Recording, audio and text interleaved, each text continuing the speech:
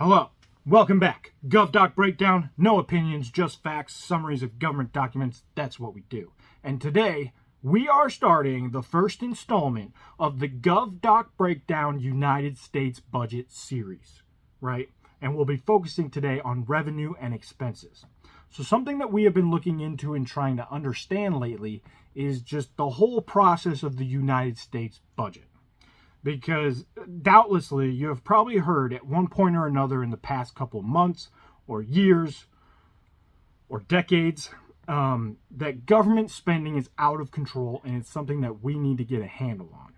So let's unpack that a little so we can really understand what's going on here. One thing we need to remember is that the start of the fiscal year for the government is October 1st of any given year. And that is one thing I do want to mention here is that for 2024 to 2025, there was not a budget agreed on.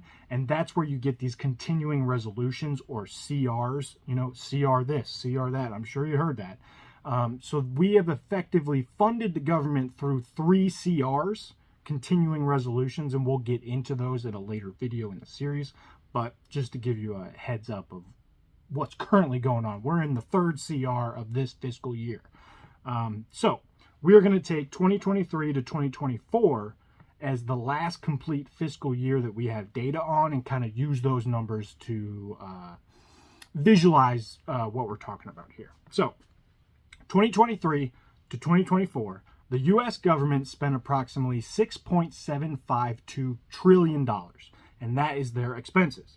And in terms of revenue, they only took in $4.92 trillion, which led to one of the highest deficits in the history of the country at $1.8 trillion.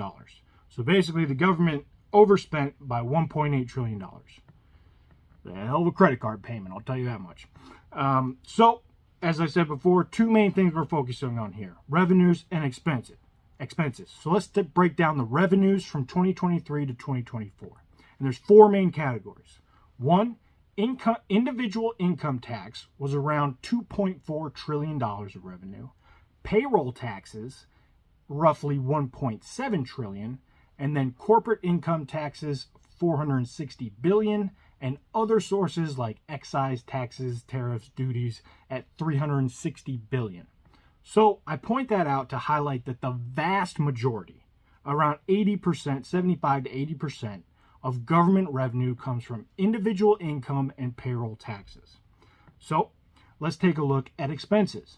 And now there are 3 main chunks of the United States expenses that we need to understand before we talk about anything really. So there's 1, discretionary spending, 2, mandatory spending, and 3, interest payments on the debt.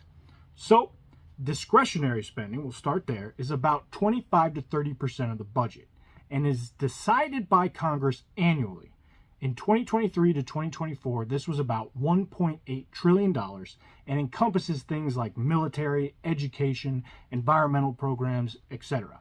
And this is actually something you might have heard recently where the president released a skinny budget, which is basically his recommendations on what discretionary spending should be. All right, so mandatory spending is 60 to 65% of the budget, our biggest chunk by far. In 2023 to 2024, this was about $4.1 trillion and encompasses things like Social Security, Medicare, Medicaid, pretty much all of your entitlement programs. That is mandatory spending. We have to spend on those programs. The third and final part is the interest on the debt. And historically, it's about 5 to 10% of the budget. And in 2023 to 2024, it was around $881 billion. And this is just a payment we need to make to carry the amount of debt that we currently do, which is sitting at about $36 trillion. So one thing I think we really need to understand is that mandatory spending and the interest payments on the debt are parts of the budget that are, for all intents and purposes, on autopilot. So what does that mean? It means that they need legislation to be passed in order to change the amount that we spend on mandatory spending and the interest on the debt. mainly just mandatory spending, because the interest on the debt is, something that's, you got to pay it.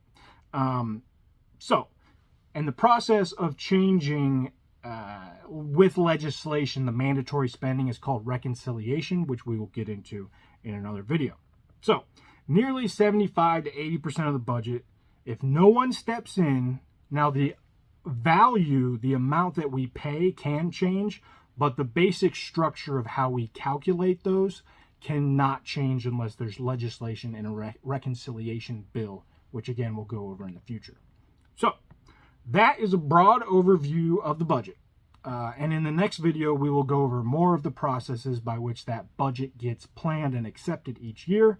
So think budget resolutions, appropriations bills, CRs, continuing resolutions, reconciliation bills, all the good stuff. And hopefully by the end of this series, we will have a great understanding of how the budget of the United States of America works. So remember, keep your mind open, do your own research, form your own opinion. We'll see you on the next one.